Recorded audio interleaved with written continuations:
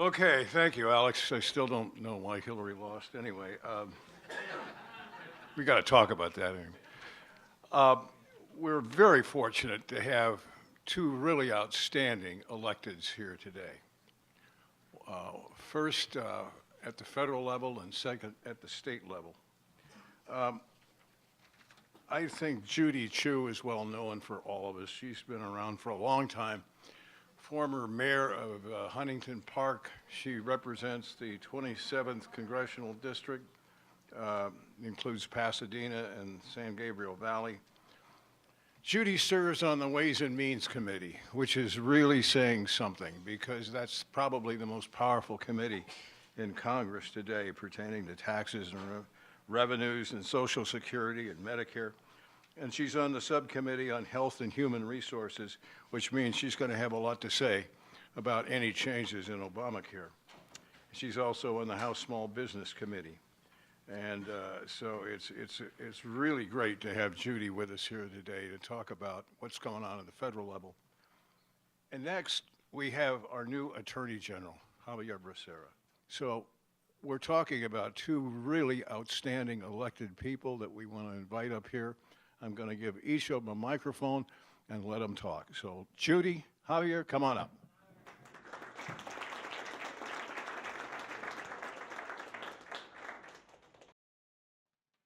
Hello?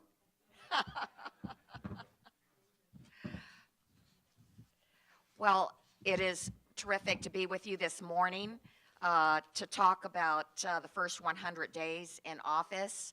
And I am so thrilled to join my former colleague, Javier Becerra, in being here today.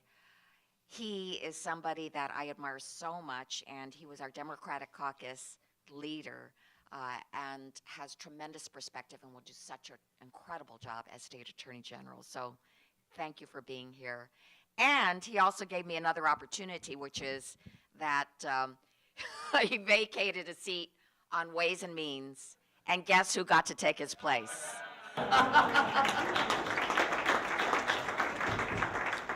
So, unlike Alec, I will not be nonpartisan.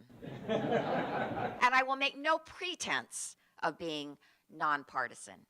But what I can do is take my front row seat in Congress, where I've seen everything transpire, and give you my perspective as to what is going on. And I'll just start off by asking, can a president who's had such a dark and negative view of minorities, immigrants, and refugees lead a nation that's symbolized by the Statue of Liberty, which stands there with the inscription, "Give me your tired, your poor, your huddled masses yearning to breathe free"?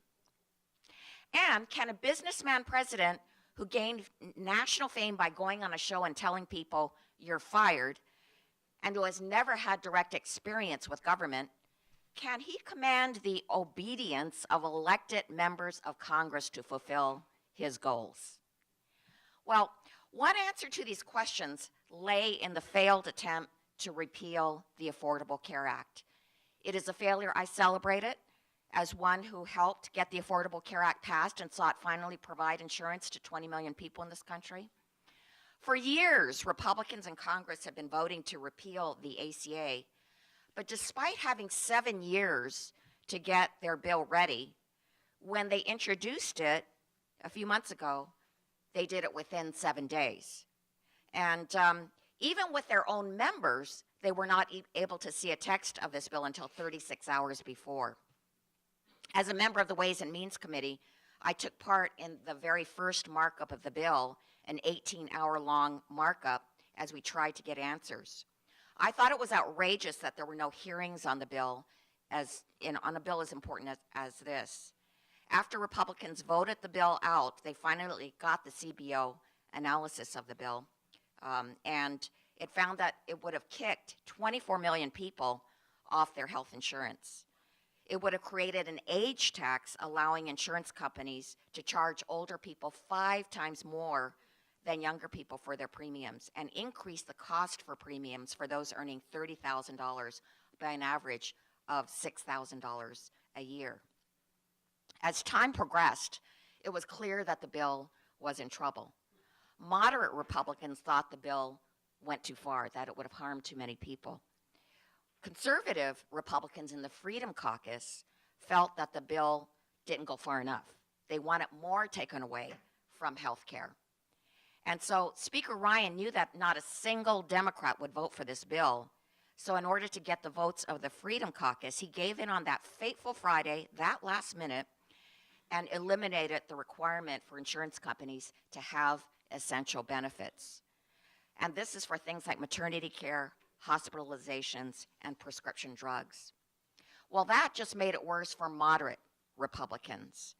And so there were a record number of calls, more moderates withdrew, and finally, that Friday, Speaker Ryan had to withdraw the bill, knowing that he did not have the votes.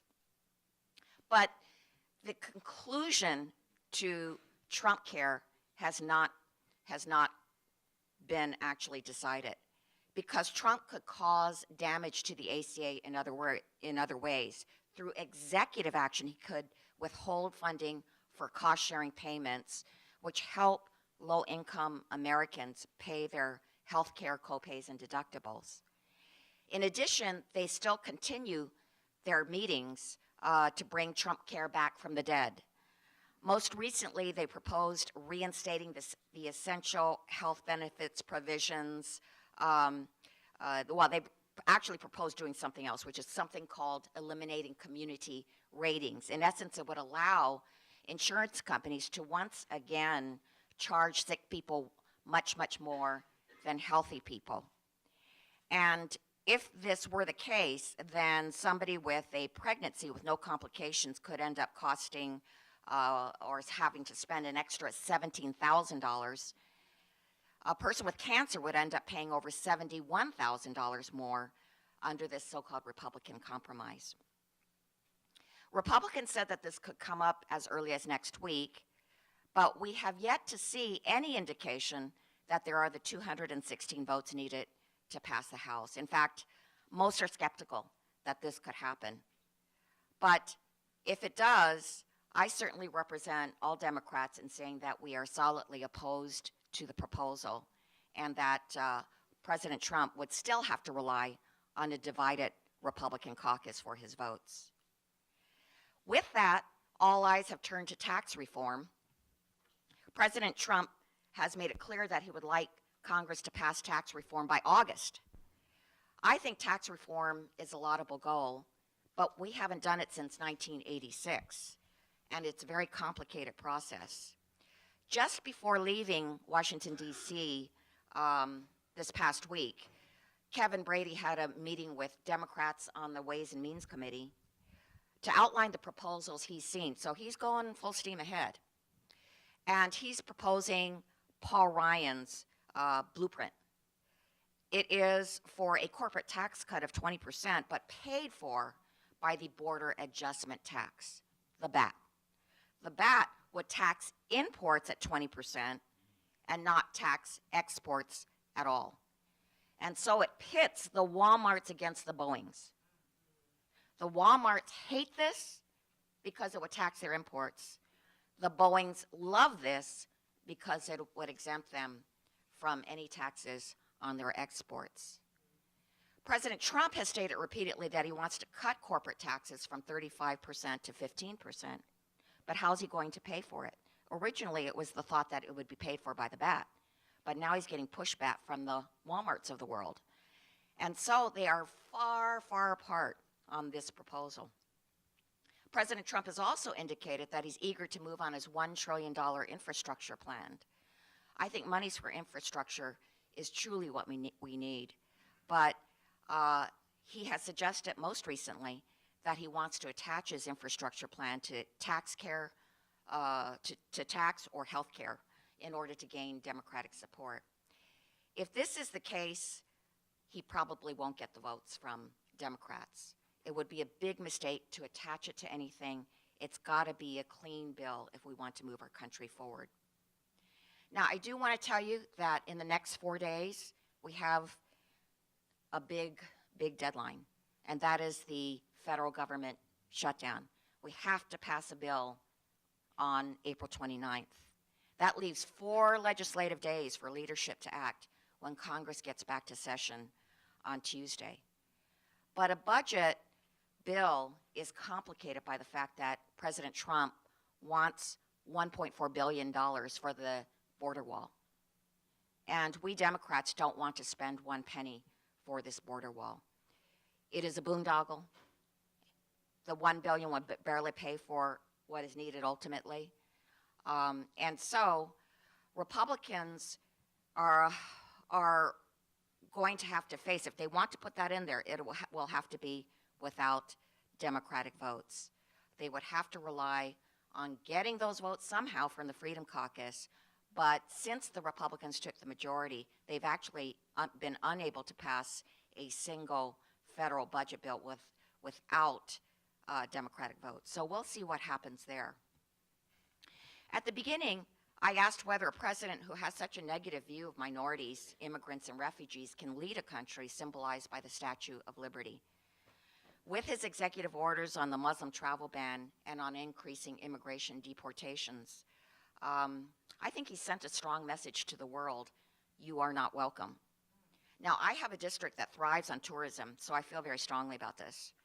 As a result, foreign student applications to the University of California are down for the first time in years. Hotel and tour bookings are down. And in fact, an analysis by a travel research firm predicts that there'll be an $18 billion hit to the tourism industry in the next 2 years because of the travel ban. But what is even worse is the deep fear and anxiety that many people have, especially immigrants and refugees. I believe that the Statue of Liberty must have a big tear coming down her face right now. In conclusion, let me say I appreciate the opportunity to talk to you. These are difficult times, but it is encouraging to see the activism by so many across America.